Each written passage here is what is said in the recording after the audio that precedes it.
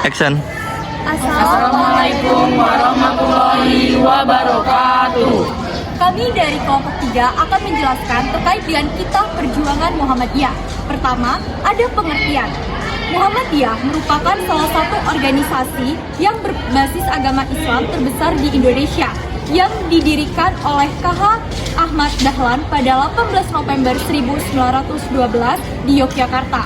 Sebagai landasan kegiatannya dalam menyebarkan ajaran-ajaran Islam, Muhammadiyah memiliki kitab perjuangan. Secara bahasa, kitah berasal dari bahasa Arab yaitu kitahatun yang berarti langkah atau garis. Kitah Muhammadiyah secara bahasa berarti garis-garis besar atau langkah-langkah persyarikatan Muhammadiyah.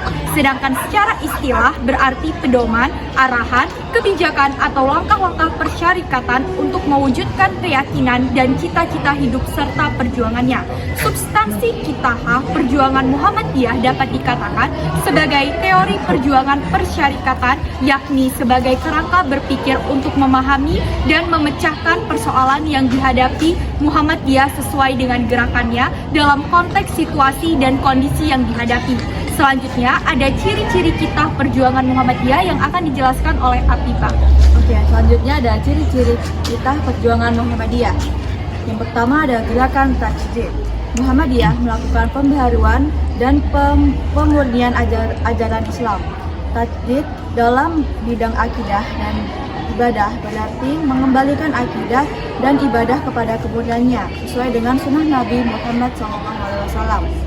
Sedangkan dalam bidang muamalat duniawah, tajdid berarti mendinamisasikan kehidupan masyarakat dengan semangat kreatif sesuai tuntunan zaman. Selanjutnya yang kedua ada gerakan dakwah Islam aman makruh. Muhammadiyah menggunakan masyarakat sebagai medan juangnya dengan melakukan dakwah melalui amal usaha seperti lembaga pendidikan, rumah sakit, dan panti asuhan. Yang terakhir ada gerakan Islam. Muhammadiyah adalah gerakan Islam yang didasarkan pada Al-Quran, terutama surah Ali Imran ayat 104. Selanjutnya ada langkah-langkah Muhammadiyah. Yang pertama, mendalamkan masuknya iman. Yang kedua, memperluaskan paham agama. Yang ketiga, memperbuahkan budi pekerti. Yang keempat, menguatkan persatuan. Dan yang kelima, menegakkan keadilan.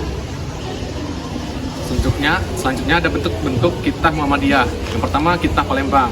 Pada tahun 1940-an, kondisi sosial, ekonomi, dan politik di Indonesia masih belum stabil karena Indonesia masih harus berurusan dengan bangsa penjajah.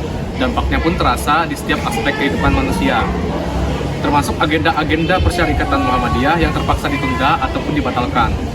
Situasi pun mulai berubah pada tahun 1949 karena diadakannya perjanjian Royan-Royan yang mengakibatkan Indonesia mendapatkan kedaulatan penuh.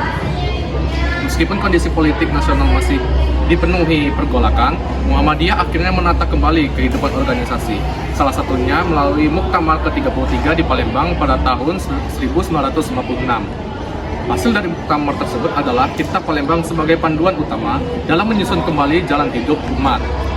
Kitah Palembang dicetuskan pada masa kepemimpinan Buya Ahmad Rashid, Sultan Mansur, Ketua Umum Muhammadiyah periode 1956 sampai 1959.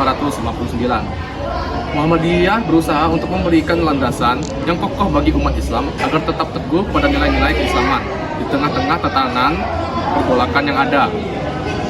Terdapat 7 butir isi Kitah Palembang, diantaranya menjiwai pribadi para anggota, utamanya para pemimpin Muhammadiyah, menjalankan uswatun hasanah, mengutuhkan organisasi, dan merapikan administrasi ukhuwah, menuntun penghidupan anggota di tengah ketidakstabilan yang melanda Indonesia pada masa itu. Maka diperlukan suatu metode untuk membangkitkan kembali jiwa bermuhammadiyah.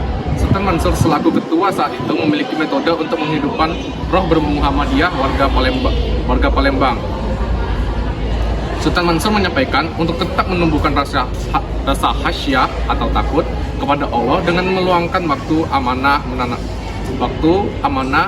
dan menanamkan jiwa tauhid lalu mengamalkannya.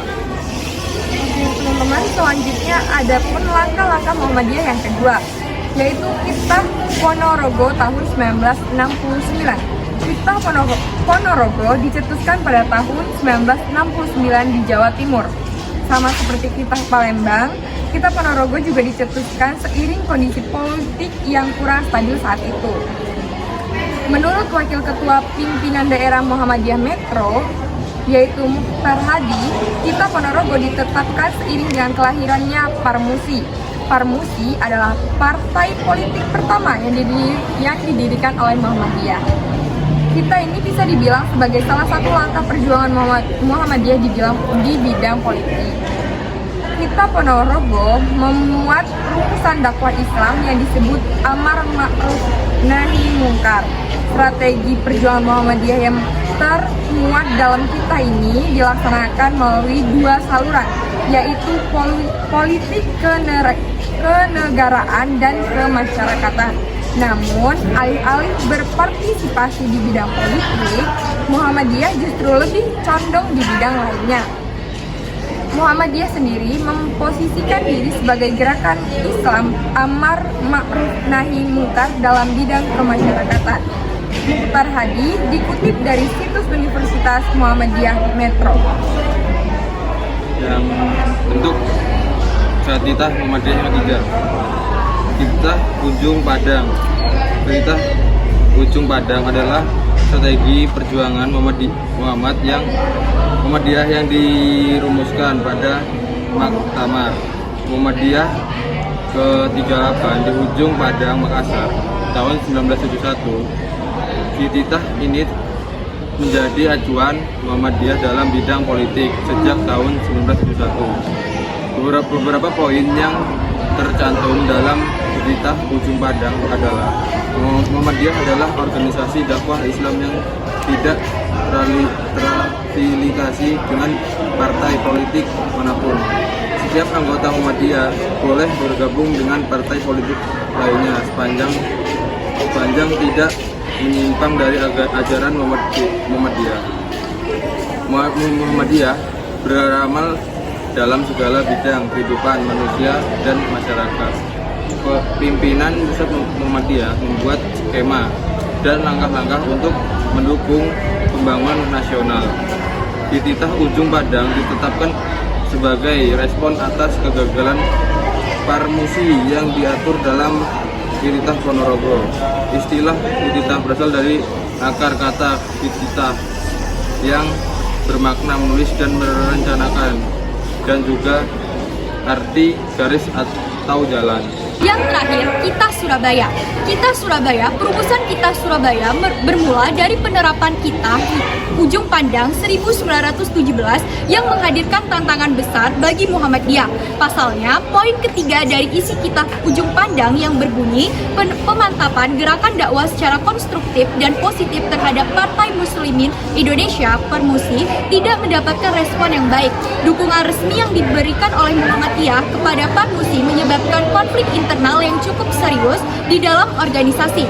Permasalahan itu mendorong sebagian besar anggota untuk kembali ke Kitab Ponorogo 1969.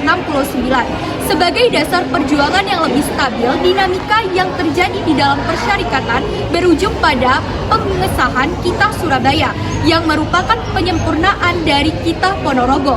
Kitab Surabaya dirumuskan dalam Muktamar Muhammadiyah ke-40 di Surabaya pada 1978 di bawah kepemimpinan Kyai Haji Abdul Rizal Pahludin.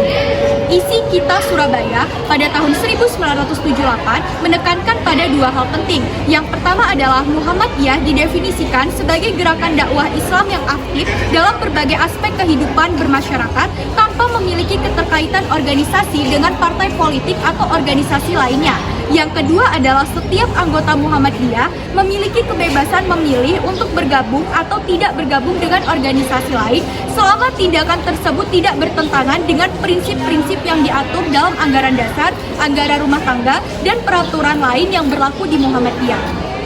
Baiklah teman-teman, itu tadi presentasi dari kelompok kami mengenai perjuangan Kitab Muhammadiyah. Sekian presentasi dari kami akhiri. Wassalamualaikum warahmatullahi wabarakatuh.